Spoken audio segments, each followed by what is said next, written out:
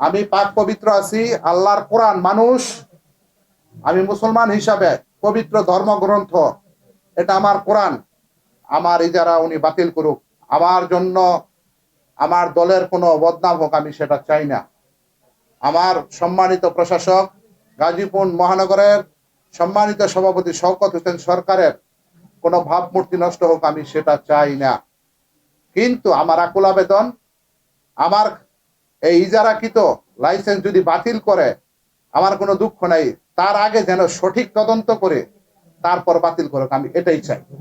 আমি প্রকৃত দোষী কিনা। আমি আপনাদের মাধ্যমে আরো একটি কথা বলতে চাই, আমার বিচার একমাত্র আমি আল্লাহর কাছে দিতে চাই। আমি পাক পবিত্র আছি আল্লাহর কোরআন মানুষ, আমি মুসলমান হিসাবে পবিত্র ধর্মগ্রন্থ, এটা আমার কোরআন। আমি এই ধর্মগ্রন্থ ধরে শপথ করিতেছি এবং সজ্ঞানে বলতেছি, আমার লোকজন কোনো চাঁদাবাজির সাথে জড়িত নয়, আমি কোনো চাঁদাবাজির সাথে জড়িত না। আমার রেপুটেশন খারাপ করার জন্য আমি যেহেতু কাউন্সিলর পদপ্রার্থী 16 নং ওয়ার্ডের, আমি গত 2-3 দিনের মধ্যে ন্যায্য মূল্যের 2000 কার্ড বিতরণ করেছি 16 নং ওয়ার্ডবাসীর কাছে।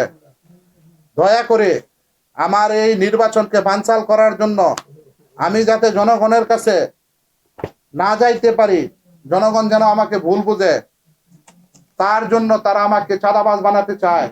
আমি প্রশাসনের সহযোগিতা চাই, দলীয় নেতৃবৃন্দের সহযোগিতা চাই, প্রিন্ট মিডিয়া সাংবাদিক ভাইদের সহযোগিতা চাই। এই ধর্মগ্রন্থের উপরে আর কোনো কিছু নাই, এটা আমি স্পষ্টভাবে বলতে চাই, আমি কোনো চাঁদাবাজির সাথে জড়িত না।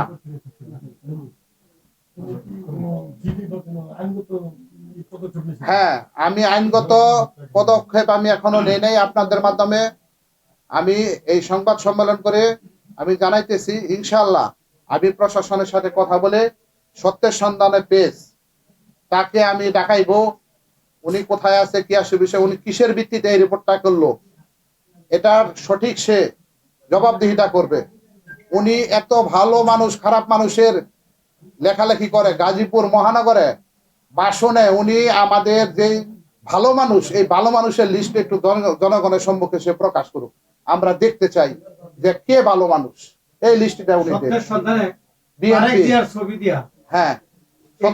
আপনি কি বলবেন যে সত্যের সন্ধানে যে একটা